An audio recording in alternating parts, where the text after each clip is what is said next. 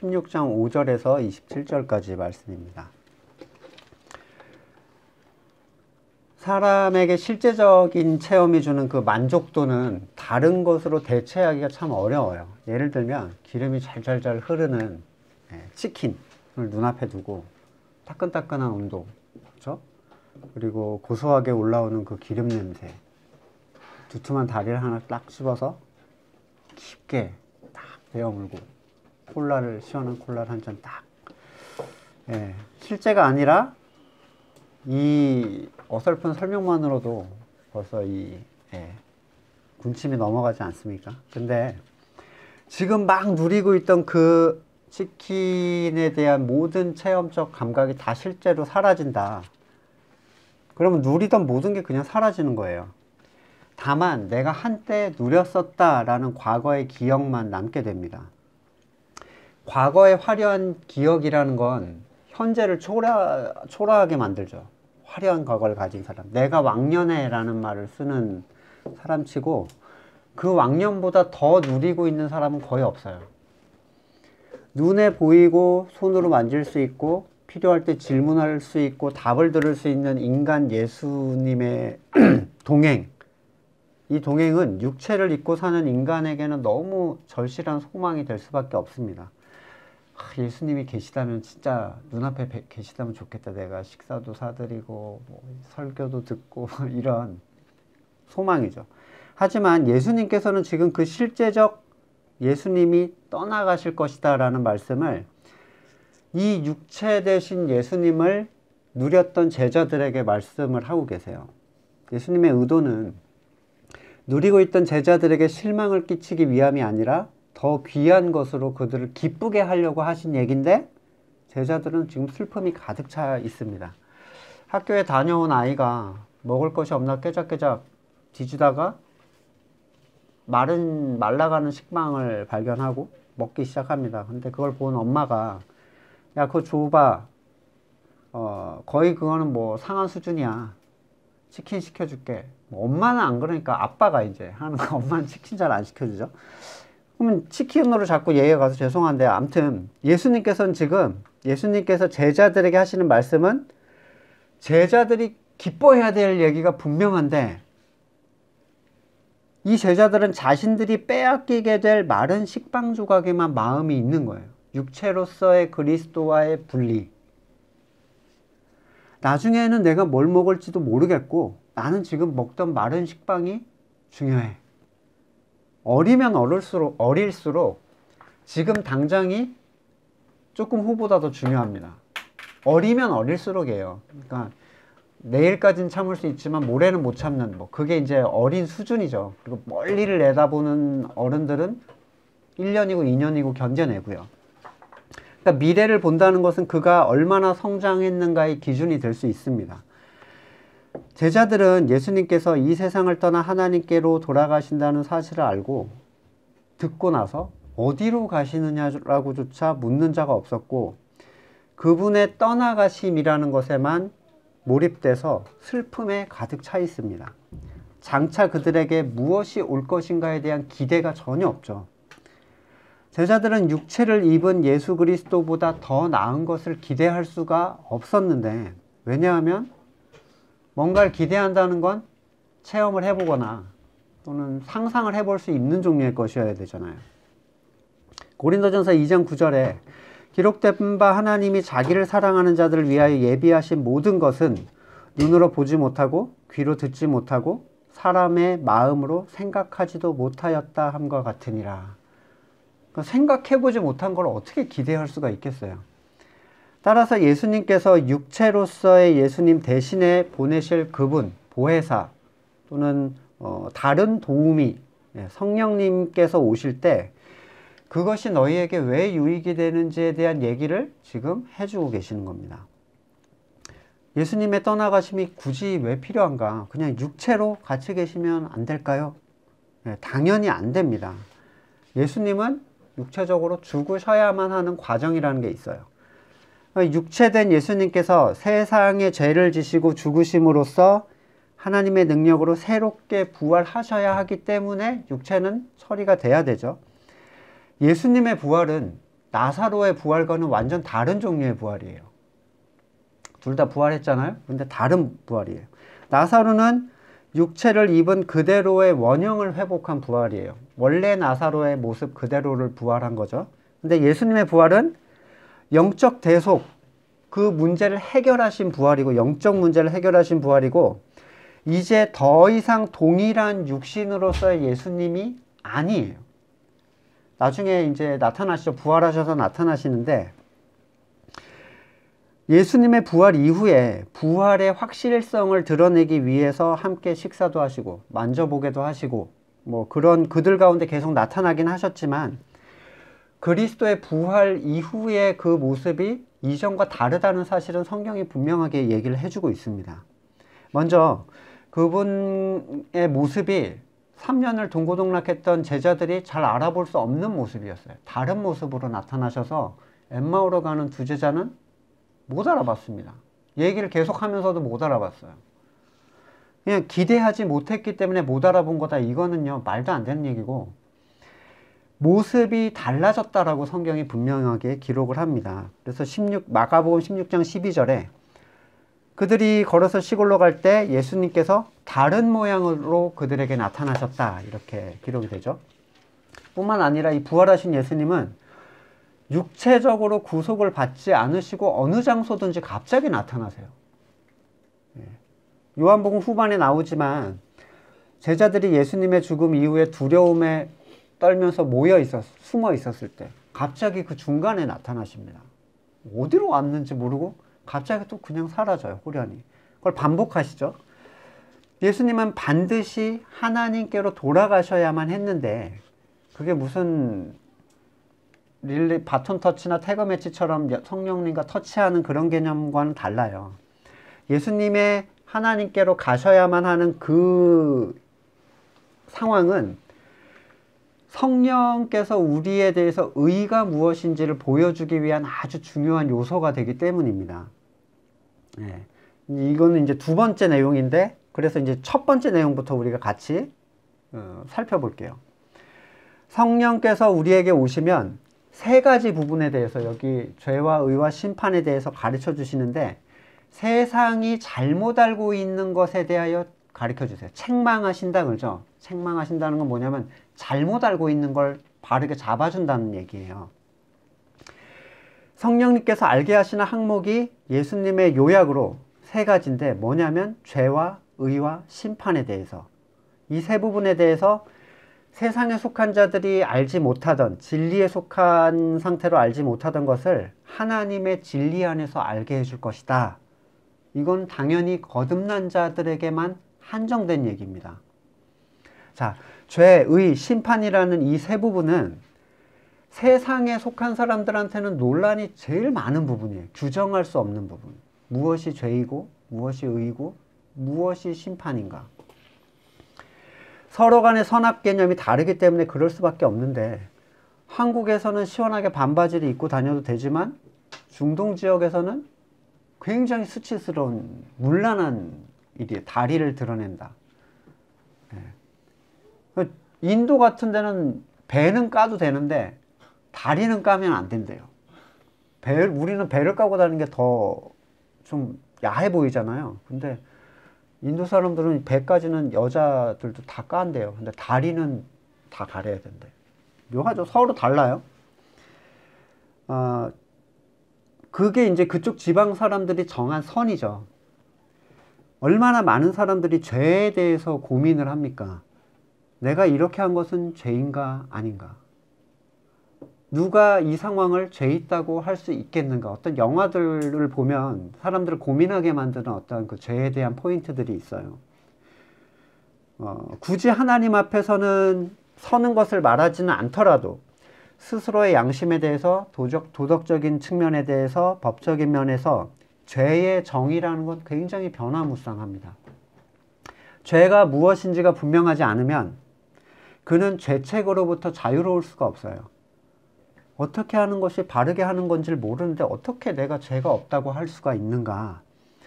죄에 대한 성령의 분명한 가르침이 없는 사람들은 결국 자신의 기준으로 다시 죄를 판단하고, 그것으로 스스로를 정죄하고 그것을 극복하기 위해서 자신의 선을 쌓으려고 하지만 죄가 주는 정죄감으로부터 자유로울 수가 없습니다. 또한 죄가 규정되지 않으면 의도 규정될 수가 없어요. 이 둘이 분명하지 않으면 심판도 불분명해지죠. 성경이 말하는, 또한 성령이 알려주시는, 그리고 예수님께서 말씀하시는 세상의 죄가 무엇인가? 나를 믿지 않는 것이다. 예수님의 죄에 대한 정의는 이거죠. 그 구체적인 내용이 뭡니까? 나를 믿지 않는 것. 예. 교회를 안 다니는 것. 요즘이야 예수를 믿는 것과 교회를 다니는 것을 동일시 하잖아요. 교회 다니면 예수 믿는 사람 이렇게 얘기하죠. 근데 이 교회를 다니게 하면 그것을 전도한 것이라고 얘기를 하거나, 또는 교회를 다니게 되면 그는 그리스도의 지체이자 성도가 되게 된다라고 생각을 하는데, 지금 예수님께서는 나를 믿지 않는 것이 죄다라는 게 교회를 다니지 않으면 죄인이다를 얘기하는 게 아닌 거죠. 아브라함이 교회를 다녀서 의롭다 하심을 입은 게 아니잖아요. 아브라함. 또는 간음한 여인이 교회를 다녀서 용서함을 입은 것도 아닙니다. 예수 그리스도를 믿지 않음이라는 것은 예수님의 존재가 큰 의미에서 무엇을 의미하는가를 좀 잘 보셔야 되는데, 구약과 신약의 관점에서 이건 조금 설명을 드리면, 우리가 구약이 있죠. 그래서 약속이라고 했는데 신약이 있죠. 지난 우리 수련회 때 했던 내용이에요. 구약은 옛 언약이라고 하고 신약은 새 언약이라고 해요. 구약의 옛 언약을 율법으로 표현하고요. 신약의 새 언약을 은혜라고 얘기합니다. 그렇죠? 네. 자, 이 내용 가운데서 이제 이해를 좀 하셔야 되는데, 율법과 은혜를, 구약과 신약을 동시에 취하려고 하면 무너질 수밖에 없어요. 실패를 무조건 하게 됩니다. 그게 성경이 얘기하는 바예요. 로마서 4장 14절에 만약에 율법에 속한 자들이 상속자가 되면 믿음은 헛것이 되고 약속은 파기된다. 이거는 불가능하다는 거죠. 이거는 완전 불가능하다. 자, 내가 이렇게 하고 저렇게 해서 하나님의 마음에 들어야지. 이런 생각 많이 해보셨죠? 이렇게 생각하는 것 자체가 죄예요. 아니 어떻게 저런 말을 이렇게 생각하지? 뭐 내가 교회도 안 빠지고 11조도 하고 주일 뭐 지키고 뭘 해서 교회 일도 해서 하나님의 마음에 들어야지 라고 생각하는 것 자체가 죄예요. 왜냐하면 사람은 그런 것으로 하나님을 만족시킬 수 있는 존재가 못 되거든요. 그렇게 정하는 전제 자체가 자신으로부터 나왔죠. 모두가 동일하게 같은 걸 추구하지 않아요. 내가 그걸 냈고, 설령 하나님께서 주신 율법으로 지키려 한다 해도, 613가지의 율법으로 지키려 한다 해도 규정이 있죠. 모든 것을 항상 완벽하게 지켜야 한다는 이 규정을 만족시킬 수 있는 존재가 아무도 없다고 성경이 얘기를 하고 있습니다. 수련회 때 그 구약의 큰 틀에 대해서 공부했듯이, 하나님의 마음에 들었던 모든 사람은 아벨로부터 예수 그리스도에 이르기까지, 그 이후에 이르기까지 하나님의 마음에 든 모든 사람은 하나님께 은혜를 입어서 마음에 들게 된 거죠. 자신의 것으로 하나님을 마음에 들게 했던 사람이 아무도 없었다는 거예요. 이 부분은 제가 정리해서 다시 영상으로 올려드릴게요. 어쨌든 예수님을 믿는다는 것은 하나님께서 주시는 은혜를 받아들인다는 얘기예요. 따라서 죄는 은혜에 대한 거절입니다. 그게 성경이 하는 얘기예요. 나를 믿지 않았기 때문이에요. 이 얘기는 은혜를 네가 거절했다는 얘기예요. 예수님을 믿지 않는다는 건 스스로의 의를 고수한다는 거고, 그런 사람들의 특징은 자기 행위에 대한 의를 부여하고 그걸 계속 추구하는 것으로 나타나죠. 요한복음 1장 17절에 율법은 모세로 말미암아 주어진 것이요 은혜와 진리는 예수 그리스도로 말미암아 온 것이다. 근데 5장 46절 요한복음에서 모세를 믿었더라면 또한 나를 믿었으리니 라고 얘기를 하시죠. 그건 나에 대해서 기록했기 때문이다. 그러니까 율법도 버리지 말라고 했다. 그래서 율법을 지켜야 된다고 주장하는 사람은 성경을 0.5도 모르는 사람인 거예요. 율법을 누가 바르게 따랐다면 무조건 은혜로 갈 수밖에 없습니다. 거기에 대한 절망감 때문에 절대로 거기서 버틸 수가 없어요. 왜냐하면 율법은 은혜를 받아들이게 하기 위하여 주신 인간의 실패를 위한 언약이거든요. 니네가 안 되는 거거든. 율법은 핵심이 이거죠. 스스로 지켜서 의를 이뤄라예요. 그거 못한다는 거예요. 갈라디아서 3장 12절에 율법은 믿음에서 난 것이 아니니 율법을 행하는 자는 그 가운데서 살리라. 완벽하게 지켜서 살 수 있어. 근데 해봐. 안 돼요. 율법을 행함으로써 죄를 짓지 않겠다라고 주장을 한다면 은혜는 그에게 해당 사항이 없습니다. 그걸 내놔야 은혜가 이제 주어지는 거예요. 그래서 계시록에서는 차지도 않고 덮지도 않은 건 교회 밖으로 토해내겠다. 율법과 은혜를 같이 쥐고 있는 자들. 갈라디아서 3장 19절 그런즉 율법은 무엇이냐?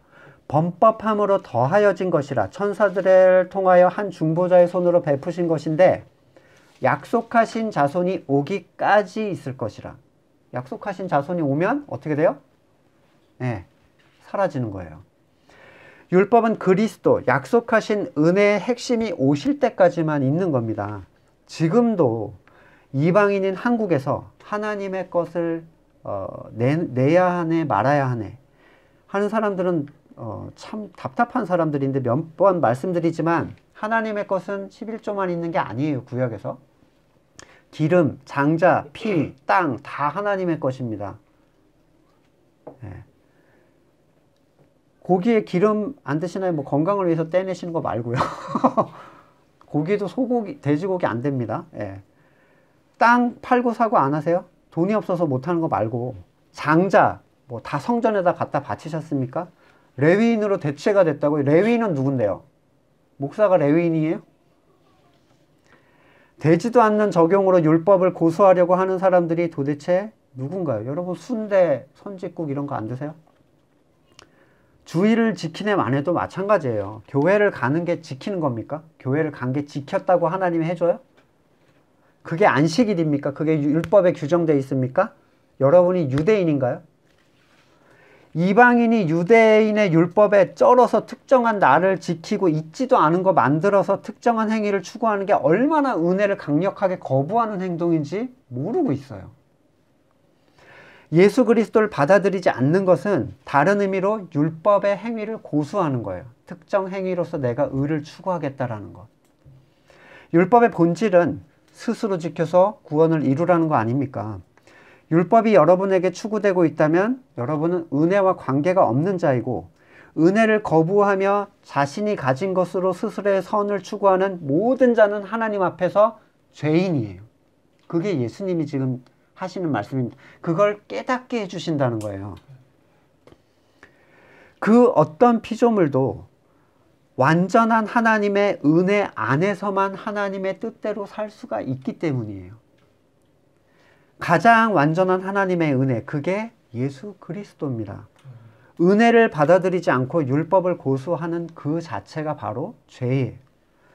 두 번째로 성령님께서 세상의 잘못에 대해서 의가 무엇인지에 대해서 가르쳐 주신다라고 하시는데 예수님께서는 내가 아버지께로 가고 너희가 나를 못 볼 것이기 때문이다. 이 참 애매모호한 얘기를 하셨어요. 그러니까 의가 무엇인지를 이 본문을 통해서 말씀하시는데 유대인들은 자신의 노력, 행위의 의를 위해서 은혜로 주어지는 의인 그리스도를 십자가에 못 박습니다. 거부하는 거죠. 예수님께서 끊임없이 율법의 행위적인 수행이 의가 될 수 없음을 계속 말씀하셨잖아요. 그들의 의를 부정하셨잖아요. 주의를 지키고 11조 지키고 뭐 이런 종류의 것들이에요. 각종 일을 행하는 것이 의가 될 수 없는데 그것을 해서 여러분이 의를 얻고 그것을 하지 않아서 의를 잃게 된다면 여러분은 여러분의 의를 위하여 은혜로 주시는 복음의 은혜를 제거해야만 할 것입니다. 그러니까 복음이 같이 있으면 여러분 그게 공존할 수가 없어요. 두 가지가. 은혜를 거부하는 모든 것은 하나님께 죄가 되는데 그게 하나님의 일이기 때문이에요. 마태복음 19장 25절에서 제자들이 듣고 몹시 놀라 이르되 그렇다면 누가 구원을 얻을 수 있으리이까? 예수께서 그들을 보시며 이르시되 사람으로서는 할 수 없으나 하나님으로서는 다 하실 수 있느니라. 사람으로 못하는 게 구원입니다.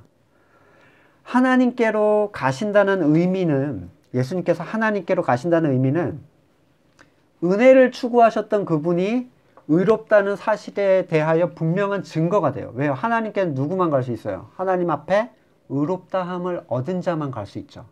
네. 요한복음 5장 19절에서 그리고 요한복음 5장 30절에서 예수님이 두 번을 이렇게 얘기했어요. 나는 하시는 일을 보지 않고는 아무것도 스스로 할 수 없다. 그럼 스스로 하지 않았다는 건 어떻게 했다는 얘기예요? 은혜를 입어서 했다는 얘기예요. 예수님이. 나는 듣지 않고서는 아무도 판단할 수 없다. 나는 듣는 대로만 판단한다. 이 얘기는 은혜로 판단하셨다는 얘기예요. 예수님은 스스로 한 게 아무것도 없다고 하셨는데 율법을 주장한 사람들은 이거 해야 돼, 말아야 돼를 계속 얘기합니다. 스스로 할 수 없다라는 은혜로 이루어지는 선언을 이미 예수님께서 하신 거예요. 그리고 그분이 하나님께로 갔다는 건 뭐예요? 의가 무엇인지를 예수님의 몸소 증명해 주신다는 얘기예요. 누구도 의로 옷 입지 않고는 하나님께 나갈 수가 없습니다. 에덴에서 하나님의 은혜를 거부하고 스스로의 선택으로 자기를 입히려 했던 자들이 만든 그 알량한 나뭇잎 치마, 그거에 대해서 하나님이 하나님의 것으로 희생을 통해서 가죽 옷을 입혀서 주시죠. 예수 그리스도에 대한 예표인데 사람들은 예수님을 죄가 있다는 이유 때문에 못 박았어요. 스스로의 의를 거부했다는 이유, 하나님의 의를 받아야 된다는, 은혜를 받아야 된다라는 그걸 주장했다는 걸로 그를 죽였죠. 예수님이 하나님을 모독하고 모세의 계명을 지키지 않도록 만들었다는 이유였는데, 하지만 지키지 않게 하신 것이 아니라 지킬 수 없으니까 이제 은혜를 받으라고 얘기를 한 거예요. 예수님은. 그런데 그러니까 지키지 못하면서 지키는 척하고 거짓의로 자신을 꾸미는 외식에 대한 지적이었을 뿐이에요. 근데 그들이 자신의 의를 위하여 죽인 그분은 하나님의 우편에 가서 영광의 자리로 가십니다. 너희가 나를 못 보기 때문이요. 이 얘기는 무슨 얘기예요? 하나님의 의에 속한 자와 세상의 의를 추구하는 자에 대한 분리. 그러니까 보지 못하게 된다는 얘기는요. 그 의와 그 의가 분리된다는 얘기예요. 지금 예수님께서 하나님께로 가셨다는 사실은 세상에 속한 사람들에게 알려지는 사실이 아닙니다. 이게 어떤 거냐면 다 배워서 알고 있잖아. 하늘로 올라가셨네. 그런 거. 그 얘기를 하는 게 아니에요. 그분이 구름을 타고 승천하시는 것을 수많은 사람들이 봤지만 이것은 단순히 그들에게 육체적 분리 이상으로는 아무런 가치가 없었어요. 올라갔어. 이제 떠나갔네. 이걸로 끝이에요. 오직 거듭난 사람에게만 성령님이 이 사실을 알려줘요. 직관을 통해서. 그리고 그때야 비로소 다른 상황을 보게 되는 거예요. 이 거듭난 사람들은. 그러니까 지식적 배움이 아니라는 거예요. 단순히. 16절에서 예수님은 너희가 나를 보지 못한다는 말로 두려워하고 근심하고 있으나 좀 있으면 보게 될 것이다 라는 말씀으로 그들을 위로하시는데, 그들이 예수님을 다시 보게 된다는 이유가 어디 있을까? 당연히 그들이 그리스도를 믿는 믿음을 통해서 하나님의 의에 이르는 상태가 되었을 때 보는 그리스도를 얘기해요. 다시 말하면 오순절 성령 사건 이후를 얘기하는 거예요. 그러니까 이게 너희가 좀 있으면 날 다시 볼 거야. 그러니까 뭐 나는 죽었다 살아나서 너희 눈앞에 나타날 거야. 이 얘기가 핵심이 아니야. 왜요? 너희가 나를 다시 보면 굉장히 기쁠 거라고 했잖아요. 근데 예수님 부활하신 다음에 제자들 막 기쁘고 막 이랬어요? 계속 두려워했어요. 계속 숨어 있었어. 아무도 기뻐하지 않아. 기쁜 게 어딨어. 지금 예수님 잡아 죽인 거 봤는데 이제 우리 차례인데. 다 숨어 있었는데 언제 그 기쁨이 터지냐면 성령의 임재, 오순절 사건 이후에 변하게 됩니다.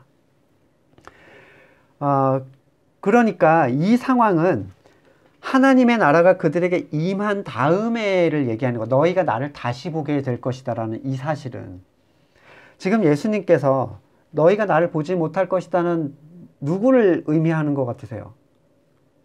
눈앞에 제자들한테 하는 얘기니까 제자라고 생각하기가 쉽지만 궁극적으로는 거듭나지 않은 너희 모두를 두고 얘기하는 거예요.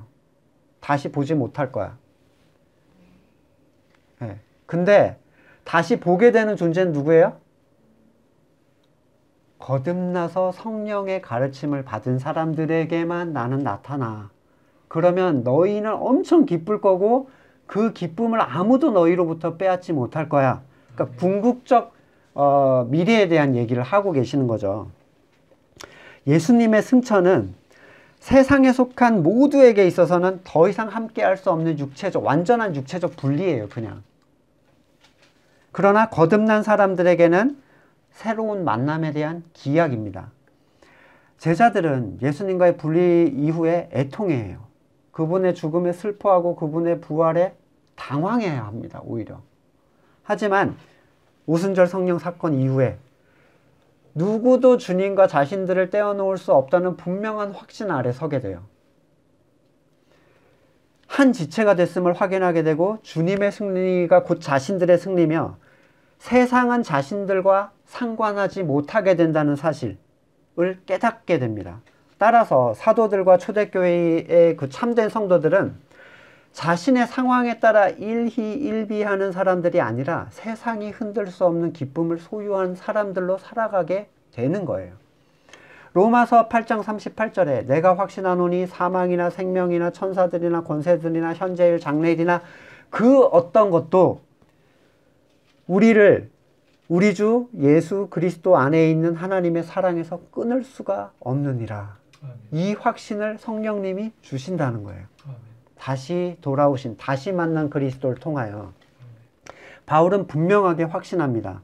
성도가 그리스도에게 분명하게 붙어 있으면 그 어떤 것도 그 생명의 가치를 끊어내지 못합니다. 다만 성도를 그리스도에게서 분리시키는 것은 성도 자신이에요. 사탄은 못합니다. 성도 자신이 자기가 분리시키는 거예요. 이런 이유에서 성도는 깨어서 자신이 그리스도를 믿는 그 믿음 안에 있는가를 끊임없이 확인해야 됩니다. 그리고 그것은 그들의 열매가 확증지어 줄 거예요. 내가 있는가 아닌가에 대한 분명한 증거. 이러한 기쁨에 대해서 예수님께서는 마치 산모가 아이를 낳는 기쁨에 대해서 비유하시는데 출산날이 다가오면 산모는 아이를 낳을 그 고통에 대한 공포에 휩싸여요. 지금은 의학이 발달해서 좀 덜하지만 옛날에는 출산은 곧 죽음 근처로 가는 거였어요. 그쵸? 고통은 사람이 겪는 고통의 최상위에 위치합니다. 이 출산의 고통. 하지만 아이를 낳은 엄마는 언제 그랬냐는 듯이 태어난 아이를 보면서 고통을 잊는데 그래서 짜박짜박 걸어다니면 또 하나를 더 낳고 싶은 생각이 든다고 해요. 예. 참된 기쁨은 고통에 대한 기억을 지웁니다. 참된 기쁨. 그리스도와의 육적 분리에 대한 고통은 새로운 영적 만남의 가치와 기쁨에 의해서 완전히 사라지게 될 것이다. 성령으로 난 사람은 그걸 누리는 사람들입니다. 세 번째, 예수님께서 말씀하시는 성령의 가르침은 바로 심판에 관한 것인데 세상은 은혜를 거부하죠. 은혜를 거부해요. 세상은. 앞에 그리스도의 의를 거부하잖아요. 세상은. 이것에 대해서 세상을 책망하시는 이유는 세상의 통치자가 심판을 받았기 때문이다 라고 말씀을 하시는데 사탄은 어떤 존재입니까? 사탄. 선악을 자기가 가져온 존재예요. 하나님을 떠나서 선악을 자기가 가져온 존재. 그리고 그 죄악을 그대로 인간에게 돌리는 존재. 본문에서 말씀하시는 세상의 통치자는 당연히 사탄이죠. 하나님이 전 우주의 통치자인데 이렇게 그 충돌을 일으키는 건 너무 문맥을 잘 이해 못하시는 분들이에요. 예수님의 광야 시험에서 나오듯이 세상은 하나님께서 사탄에게 넘겨준 바 된 것이다 라고 분명히 얘기를 하고 있습니다. 그 사탄이 그리스도의 죽음을 통하여 심판을 받았다는 사실을 성령을 통해서 너희는 알게 된다. 그러면 너희의 세상에 대한 태도는 바뀌게 될 거야. 이 얘기예요. 자, 그걸 깨닫지 못하는 사람들은 세상과 세상에 있는 것들을 사랑할 수밖에 없어요. 성령을 통해서 깨닫지 못한 사람 얘기하는 거죠. 당연한 거죠. 자, 1000억짜리 다이아를 누가 100만 원에 여러분에게 준다고 합니다. 그게 진짜라면 대출을 받아서라도 사겠어요, 저는. 진짜라면. 근데 생각해 보세요. 그 파는 자가 장물앱이라면 어떻게 하시겠어요? 사는 게 의미가 없죠? 네. 더구나 그 다이아의 주인이 국가의 엄청난 권력자라면, 법과 그런 거를 막 뛰어넘는 우병우 거, 이런 거, 김기춘 거였다면, 절대로 안 사죠. 뭐하러 빚내서 그런 짓을 하겠어요.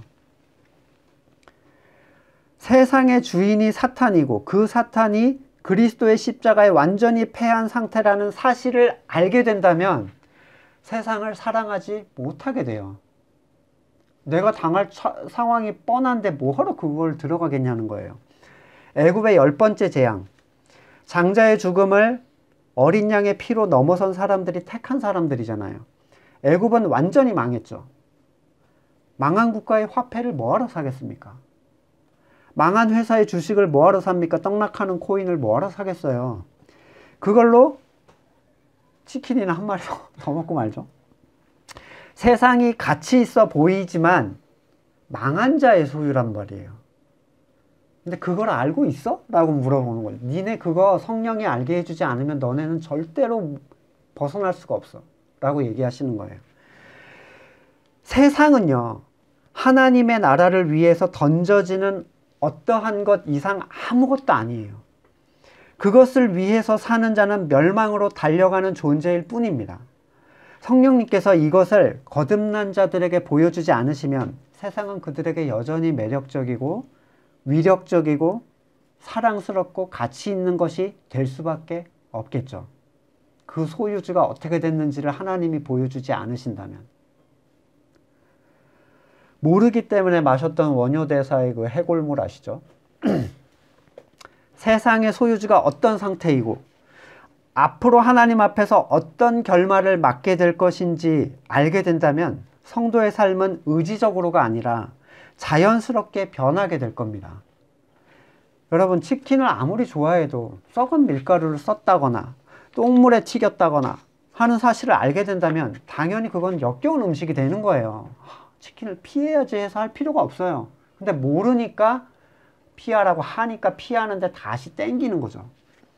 따라서 의지적으로 세상을 멀리하는 것보다 중요한 게 뭡니까? 세상의 통치자가 어떻게 되었는지를 성령님께 보여달라고 간구하는 데 있어요. 그게 우리의 얽매인 것들을 풀어줍니다. 알게 된다면 그것은 그리스도를 위하여 버려야 할 배설물로 여겨지게 될 거예요. 이 말이 무슨 말인지 제자들은 전혀 알아들을 수 없는 상황인데 그냥 해놓으셨어요. 나중에 올 때 기억나게 하기 위해서. 아직 거듭나지 않았고 진리의 성령도 오지 않으셨잖아요. 예수님께서는 사람들이 진리라고 정의 내리지 못하는 죄와 의와 심판에 대해서 하나님의 관점으로 정의를 내리고 그걸 너희한테 깨달아 알게 해줄 거야 라는 얘기를 하시죠. 지금 제가 정리해드렸지만 이거 제가 정리해드린다고 깨달아 아는 게 아니죠. 누가 하셔야 돼요? 성령님이 여러분 안에서 일하셔야 돼요. 가르쳐 주셔야 돼요. 지난주에 성령의 음성에 대한 제목으로 올렸더니 누가 저를 사기로 신고를 했어요. 엄청 불편했나 봐요. 그걸로 사기치고 있다가. 네. 자, 성령은 뭐에 대해서 얘기하시는 분이에요? 죄와 의와 심판에 대해서 택하신 성도를 진리 가운데로 이끄시는 분. 너무 깔끔한 정리 아닙니까? 성경적이지 않아요? 제가 현혹하는 거 아니죠, 여러분? 이게 성령께서 하시는 역할이에요. 전쟁을 말하거나 종말의 때가 어떠니까 모여서 어쩌고 재정의 확장이나 점쟁이나 무당이나 할 만한 멋대로의 계시를 말하는 분이 성령이 아니라는 거예요. 13절에서 앞으로 올 일들을 말씀하신다고 하는데 그의 영적인 여정에 관한 부분이죠. 최종적 결말에 대한 부분. 모든 성경은 최종적 종말을 지향하고 있어요. 앞으로 어떤 일이 일어날 것이다라는 걸. 서쪽으로 가면 귀인을 만난다는 식의 무슨 주식을 사면 오른다는, 여러분 그거는요 설령 맞는다 하더라도 다 사탄적입니다. 맞았으니까 성령의 얘기라고 하면 안 된다는 거예요. 죄와 의와 심판에 대해서 한마디도 없잖아요. 삼성 주식을 사면 오를 것이다. 아다리가 걸려서 맞을 수 있죠. 그게 그래서 맞았으니까 내가 재산이 증식됐으니까 성령님의 뜻이다. 이거는 말도 안 되는 얘기죠. 성경 안 보는 사람들이 하는 얘기예요. 이것, 죄와 의와 심판에 대하여 깨닫게 되는 자는 무조건 그리스도를 본질적으로 향하게 돼 있습니다. 가지에 더 잘 붙을 수밖에 없어요. 왜? 은혜밖에 없다는 걸 알게 되니까요. 그분 이외에는 이 죽음의 심판을 면할 방법이 전무합니다. 그래서 예수님은 자신이 구원하러 왔다라고 얘기하시는 거예요. 다 멸망해 가는데 나를 붙잡는 자를 나는 구원하러 왔다. 무엇으로부터의 구원이에요? 하나님의 진노로부터의 구원입니다. 또한 예수님은 성령님은 그분의 하시는 사역은 뭘 하냐면 예수 그리스도를 영광되게 합니다. 성령을 이용하는 사람들은요, 자기를 영광되게 만들어요. 누구든 간에. 자신을 통하여 아주 자신이 중요한 위치의 매체로서의 위치를 고수합니다. 하지만 성령님은 깨닫게 하신 성도들이 절대로 사람을 우러르거나 의존하지 않도록 만드세요. 그게 누가 됐든 간에. 깨어난 성도들이 바울을 의존하게 만드나요? 아닙니다. 그리스도를 향하게 만들어요.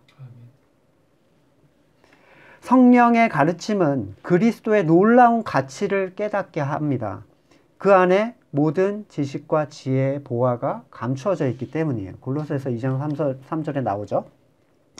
성령의 능력을 통하여 배우면 배울수록 그리스도가 어떤 분인지를 알게 됩니다. 성도가 누리는 모든 가치는 그리스도로부터 나옵니다. 세상이 넘볼 수 없는 평안, 기쁨, 완전한 안전, 하늘에 대한 유업 모두가 피 묻은 십자가, 그리스도로부터 나옵니다.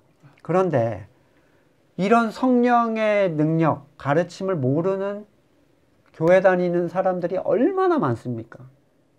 항존직은 고사하고 목사 중에도 모르는 사람이 수두룩벅적해요. 뭐 너 합격하고 싶어? 그러면 우리 같이 하나님께 기도하죠. 뭐 이런 식이야. 모르니까 일만 하는 거예요. 자기 의를 쌓기 위해서. 얼마나 비참합니까?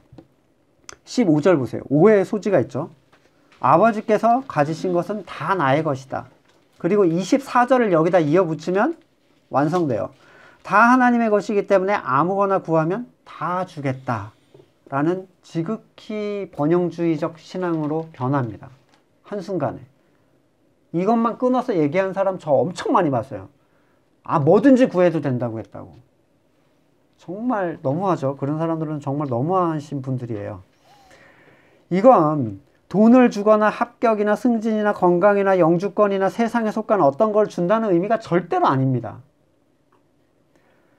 뭐라고 했어요? 15절 뒤에 알려주신다라고 한다는 거야. 알려주신다. 모든 것이 나의 것이기 때문에 알려주실 것이다. 결국 하나님을 아는 진리에 속한 것이에요. 예수님께서 지금 주신다라는 것은. 예수님께서는 그 요약을 죄와 의와 심판을 알게 하는 것으로 말씀을 하고 계십니다. 이것은 성령님께서 처음 알려주신 것이 아니라 예수님의 사역 중에 계속 얘기하셨던 거예요. 사실. 죄가 뭔지, 의가 뭔지, 심판이 뭔지. 성령님이 처음 하신 얘기가 아니죠. 근데 이거를 실제적으로 그에게 깨닫게 해주는 역할을 하시는 분이 성령님이라는 거예요. 그래서 내가 한 모든 말을 기억나게 하고 가르쳐 주실 것이다. 그 얘기 앞에서 하셨잖아요. 성령님과 예수님 두 분 같은 말을 하고 계시고 두 분 다 하나님으로부터 받은 얘기를 하시는 거예요. 여러분 성령님의 음성에 대해서 이상한 소리 하는 사람들 엄청 많아요. 절대로 흔들릴 필요가 없습니다. 절대로. 이것은 그리스도의 피값으로 주신 영적인 지식이에요. 사람을 살리는 지식, 하나님을 아는 지식. 당연히 그러면 성도가 성령을 통해 간구해야 될 것은 세상에 속한 게 아니라 하나님을 아는 이 지식을 우리에게 알려달라고 간구하는 게 지극히 정상적인 거예요. 정상적 성도의 태도죠. 23절, 그날에는 아무것도 묻지 않을 것이다. 다른 의미로 구하지 않을 것이다. 이렇게 돼 있는데 그날이 언젠가요? 그날. 교회 다니는 날 아니죠? 너희가 교회를 다니게 되는 날이 아니에요. 성령이 너희에게 이것을 알려주신 그날에는. 네. 성령께서 성도 안에 진리를 깨닫게 하시는 그날에는 아무것도 구하거나 알려달라고 질문할 필요가 없을 거야. 자, 죄와 의와 세상에 대해서 깨닫게 되어서 예수님께 더 이상 묻지 않게 될 그 사람들이 뭘 구하겠습니까? 돈, 성공, 자녀, 행복 이런 거 아니죠? 얼마나 궤변이에요. 지금까지 예수님의 이름으로 너희가 구하지 않았다라고 했는데 그날에는 구하게 될 것이야. 지금까지 구하지 않은 이유는 뭐예요? 예수님과 그들이 하나가 아니란 얘기예요. 한 몸이 아니야. 예수님에 붙어있지 않은 존재예요. 지금까지는. 근데 그날은 예수님의 가지로서 열매를 맺는 존재로서 필요한 요청을 하나님께 동일한 걸 하나님께 요청하는 존재가 완전히 하나의 개념이 되는 거야. 이제 그날은. 성령이 너희 안에서 모든 것들을 가르치고 진리 안으로 너희를 인도하는 그날에는 너희는 쓰잘데기 없는 걸 구할 일이 없어. 왜? 세상의 심판자가 어떻게 되는지 알았는데 그걸 왜 구하겠어요? 어차피 필요한 만큼 내가 줄 거야 라고 약속해 줬는데. 끝에 예수님의 이름으로 기도합니다라고 붙이는 만능 주문처럼 자기가 앞에 내가 원하는 내 탐욕을 막 해놓고 예수님의 이름으로 기도합니다. 이런 얘기를 하는 게 아니라는 거예요. 그날에 성령의 임재를 통해서 진리를 알게 되고 하나님의 뜻을 알게 되는 그날에 이미 너희는 그리스도와 한 지체가 되어 있을 것이기 때문에 뭐든지 구할 수 있고 뭐든지 받게 될 것이다. 따라서 지금 예수님의 이름을 달고 무엇을 구하는 사람들은 참으로 교회된 자들만이에요. 교회를 다니는 사람들에게 하는 얘기가 아닙니다. 죄가 무엇인지도 모른 채 자식의 성공을 위해서 새벽 기도에 몇 시간 기도한다고 그게 그의 열정과 간구가 하나님께 응답될 거라고 생각하세요? 이방인들이 하는 기도라고 했죠. 그런 기도. 무엇이든지 구하라는 것은 이거 완전히 모든 제한을 푼 백지수표를 그냥 날리신 거잖아요. 뭐든지라는 거는 네가 쓰는 숫자만큼이야 라는 개념이잖아요. 이 이유는 그가 하나님의 뜻에 그리스도와 하나님의 뜻에 합한 것을 구하게 될 존재가 됐다라는 전제가 있기 때문에 주는 거예요. 내가 내 몸을 위해서 구하는 신호, 그것도 머리의 뜻에 의해서 구하게 되는 그 일. 예를 들면 통증이 와요. 통증이 온다는 건 머리에서 신호를 받았다는 얘기죠. 그러면 통증이라는 건 그에게 이 손가락에 있어서는 하나의 외침이죠. 뇌에 보내는. 그걸 왜 피하지 않겠어요? 왜 싸매주고 보살펴주지 않겠어요? 근데 이 손가락이 주인이 돼서 상황이 된 거죠. 머리한테 이렇게 해달라, 저렇게 해달라. 이건 정상적인 상태가 아닙니다. 거기서 그 사람은 뭐가 뭔지 모르는 거예요. 내가 정말 하나님께 구했을 때 그 모든 일들이 하나님을 통해서 이루어지는 것을 보는 그 기쁨이 충만한 그 상태. 그게 얼마나 행복한 일이 될 것인가. 구함이 이루어지는 짐을 통하여 얻게 되는 그 기쁨. 세상이 있는 사람들은 보지도 이해할 수도 없는 그 영원한 가치. 얼마나 성도를 붙잡는 힘이 되겠어요. 16장 27절에 이는 너희가 나를 사랑하고 또 내가 하나님께로부터 온 줄 믿었으므로 아버지께서 친히 너희를 사랑하심이라. 보세요. 예수님께서 지금 약속하신 이 귀한 가치들은 제자들의 이 그리스도에 대한 사랑 그리고 믿음이 확증된 자에게만 주는 백지수표잖아요. 그렇죠? 근데 전제가 뭐예요? 바로 성령께서 그에게 죄와 의와 심판에 대해서 알려주신 이후의 상황을 얘기하는 거죠. 이게 돼야 그가 예수 그리스도를 사랑하게 되고, 그쵸? 이게 안 되는데 여러분 못 사랑해요. 주님 사랑해요. 이런다고 사랑하는 거 아닙니다. 좀 감성적 해서 사랑하려고 해봤자 소용없어요. 예수 그리스도가 어떤 분인지도 모르고, 그쵸? 무엇을 추구하신지도 모르고, 어떤 존재가 심판받게 되는지도 모르는데 주님 사랑해요는, 그래서 그런 찬양을 좀 조심해서 불러야 될 필요가 있죠. 사랑합니다. 그거 좀 조심해서 불러야 돼요. 감정이입하면 진짜 사랑하는 줄 알아요, 자기가. 그러면 뭐라고 합니까? 사랑한다. 아들아, 막 하나님도 사랑한다고 해. 아무것도 안 돼 있는데. 얼마나 위험하게 부를 수 있는 찬양이, 그 찬양이 나쁘다는 게 아닙니다. 그게 진짜 고백이 되면 좋죠. 근데 감정을 흔들기 위해서 막 그렇게 감성적으로 부르는 찬양은 피해야 돼요. 말씀 안에 서서 진짜 고백이 될 때 그게 진짜 찬양으로서의 가치가 있는 거예요. 자, 이 전제가 돼야 그가 예수님을 사랑하게 되고 그분을 하나님의 아들로서 믿을 수가 있게 돼요. 성령의 도우심을 통해서. 그리고 그러한 사람들에게 주시는 약속이 바로 너희가 무엇이든지 구하면 아버지께서 들어주실 것이다 라는 약속입니다.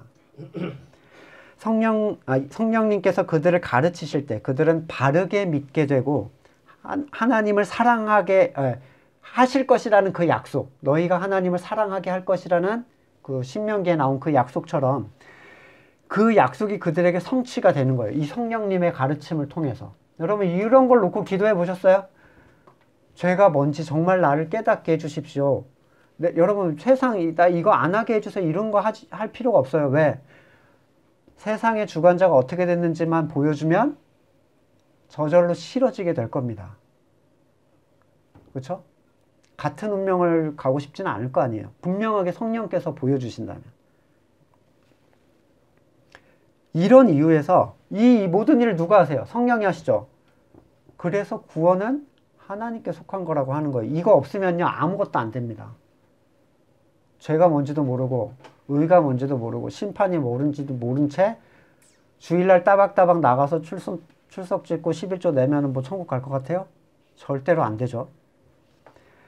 죄, 의, 심판에 대해서 여러분은 얼마나 알고 계십니까? 그 영적 지식이 여러분의 삶을 바꿀 정도로 강력한 힘을 가지고 있는가? 그것은 여러분의 세상에 대한 태도로 확증을 할 수 있어요. 마태복음 6장 21절에서 분명하게 얘기하시죠.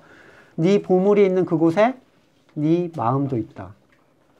네 마음이 가 있는 그곳이 결국에 네 보물인데 그게 세상에 속한 거라면 해결이 안 된 거예요. 지금 모르고 있는 거예요. 또는 그 깊이가 너무 얕은 수준? 여러분 이걸로 착각하시면 안 돼요. 나는 돈을 추구해서는 안 된다는 걸 알아. 로 만족하는 건 안 돼. 여러분 그건요 세상에서도 좋게 생각 안 해요. 돈을 추구하는 걸 세상에서도 좋게 생각 안 한다고. 근데 많은 사람들이 내가 저지르고 있는 세상에 대한 어떤 지향을 내가 불편하게 생각한다는 것만으로 자기가 대단히 깨어있고 그래도 뭐 막 나가지는 않는 존재라고 여기는데 아닙니다. 돌이킴이 없는 상태는요 똑같은 거예요. 그냥 자기 위로하는 거야. 그냥 그걸로. 이게 불편하다는 걸 알아 정도에서 멈추면 안 돼. 우리는 더 나가야죠. 뭐에 대해서 그래서 간구하는 거예요. 얼마나 새로운 기도의 제목입니까? 성령님께 간구하는. 그쵸? 알려달라고 해줘. 선생님한테. 선생님이잖아요. 그분이 너희를 인도할 거다. 진리 가운데로. 그러면 헛된 율법의 행위가 사라지게 될 거예요. 그쵸? 그리스도의 가치를 깨달아 알게 될 거예요. 세상으로부터 세상을 향한 나의 지향점이 돌려지게 될 겁니다. 사람이 항상 생각하는 그것이 그 사람의 세상에 대한 태도고 그 사람의 지금 영적인 상태인데 거듭난 사람이라면 단순히 머리를 흔들고 그걸 제거하려는 수준보다 성령님의 참된 가르침을 간구하는 것이 진짜 바른 간구가 될 겁니다. 성령님의 가르침을 통해서 온전히 구하는 하늘의 것들을 다 받아 누리고 기쁨에 찰 수 있는 우리가 되기를 소망합니다. 아멘.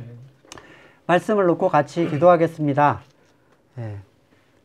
오실 그 새로운 가치에 대해서 나는 얼마나 기대하고 있고 누리고 있는가, 그리고 내가 이 깨달아 알게 한다라는 것들에 대해서 지식적인 깨달음이 아니라 정말 성령님의 가르치심을 통해서 나는 얼마나 방향을 바꾸고 있는가, 내 마음은 어디에 있는가, 한번 자신을 돌아볼 수 있는 기도의 시간을 갖겠습니다.